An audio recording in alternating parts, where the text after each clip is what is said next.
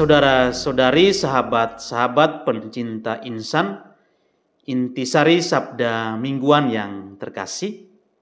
Salam jumpa lagi bersama saya, Pater Dodi Sasi, CMF.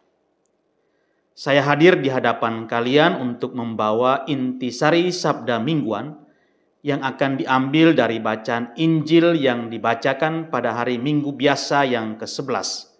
Injil Markus bab 4 ayat 26 sampai 34. Dalam bacaan Injil hari ini, hari Minggu biasa yang ke-11 ini, Yesus berbicara kepada orang banyak tentang kerajaan Allah dan dinamika pertumbuhannya dengan menceritakan dua perumpamaan yang singkat, padat, berisi dan kaya akan makna. Dalam perumpamaan yang pertama, kerajaan Allah diumpamakan dengan pertumbuhan benih yang rupanya agak misterius. Benih itu ditaburkan di tanah, lalu bertunas, bertumbuh, dan menghasilkan bulir. Terlepas dari perawatan petani yang pada akhirnya akan menghasilkan panen. Pesan yang disampaikan oleh perumpamaan ini kepada kita adalah melalui khotbah dan tindakan Yesus, kerajaan Allah itu diberitakan. Kerajaan Allah telah masuk ke ladang dunia dan seperti benih, ia bertumbuh dan berkembang dari dirinya sendiri, dengan kekuatannya sendiri, dan menurut kriteria yang tidak dapat diuraikan secara manusiawi. Dalam pertumbuhan dan perkembangannya di dalam sejarah, ia tidak terlalu tergantung pada usaha manusia, tetapi terutama merupakan ungkapan kuasa kebaikan Allah. Ia tergantung sepenuhnya pada kuasa dan kebaikan Allah. Kadang-kadang sejarah dengan berbagai peristiwa dan tokoh-tokohnya tampaknya bertentangan dengan rencana Allah yang menghendaki keadilan, persaudaraan, dan perdamaian bagi semua anak-anaknya. Tetapi kita dipanggil untuk menjalani masa-masa ini sebagai masa pencobaan, pengharapan dan penantian yang penuh kewaspadaan akan masa panenan atau akan masa penuaian. Kenyataannya kemarin dan hari ini, kerajaan Allah bertumbuh di dalam dunia dengan cara yang misterius, dengan cara yang mengejutkan, menyingkapkan kekuatan yang tersembunyi dari benih yang kecil tapi vitalitasnya penuh harapan dan kemenangan. Di dalam lipatan-lipatan peristiwa-peristiwa pribadi dan sosial yang kadang tampaknya menandai karamnya harapan, adalah penting untuk tetap percaya pada tindakan Allah yang lemah lembut tetapi penuh kuasa. Itulah sebabnya di saat-saat kegelapan dan kesulitan, kita tidak boleh putus asa, tetapi tetap berlabuh di dalam kesetiaan Allah, di dalam hadirat-Nya yang selalu menyelamatkan. Ingatlah saudara-saudariku, Allah kita adalah Allah yang menyelamatkan kita. Ia adalah Sang Penyelamat.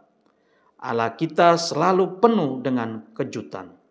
Dan kejutan yang paling mengagumkan adalah keselamatan yang kita peroleh darinya. Sahabat insan yang terkasih dalam Kristus, dalam perumpamaan yang kedua, Yesus membandingkan kerajaan Allah dengan biji sesawi. Benih yang kecil namun berkembang sedemikian rupa sehingga menjadi yang terbesar di antara semua tanaman di ladang atau di kebun. Pertumbuhan yang tak terduga dan mengejutkan. Tidaklah mudah bagi kita untuk masuk ke dalam logika ketidakpastian Tuhan dan menerimanya dalam hidup kita. Tetapi hari ini Tuhan menasihati kita untuk memiliki sikap iman yang melampaui rencana, perhitungan, dan prediksi kita. Tuhan Allah kita selalu menjadi Allah yang penuh dengan kejutan. Tuhan selalu mengejutkan kita. Ini adalah sebuah undangan untuk membuka diri kita dengan lebih murah hati terhadap rencana-rencana Tuhan, baik pada tingkat pribadi, keluarga, maupun komunitas kita. Dalam komunitas kita harus memperhatikan peluang-peluang kecil dan besar untuk kebaikan yang Tuhan tawarkan kepada kita, yang memungkinkan diri kita untuk terlibat dalam dinamika kasih, sambutan, kehangatan, belas kasih terhadap semua orang. Saudara-saudariku, keaslian misi gereja tidak datang dari keberhasilan atau kepuasan hasil, tetapi dari bergerak maju dengan keberanian, kepercayaan, dan kerendahan hati untuk ada bersama Tuhan. Bergerak maju dalam pengakuan akan Yesus dan dengan kuasa Roh Kudus. Ini adalah kesadaran bahwa kita adalah alat yang kecil dan lemah, yang dalam tangan Tuhan dan dengan rahmat-Nya dapat menyelesaikan pekerjaan-pekerjaan besar, memajukan kerajaan-Nya, yaitu keadilan, damai sejahtera, dan sukacita dalam Roh Kudus.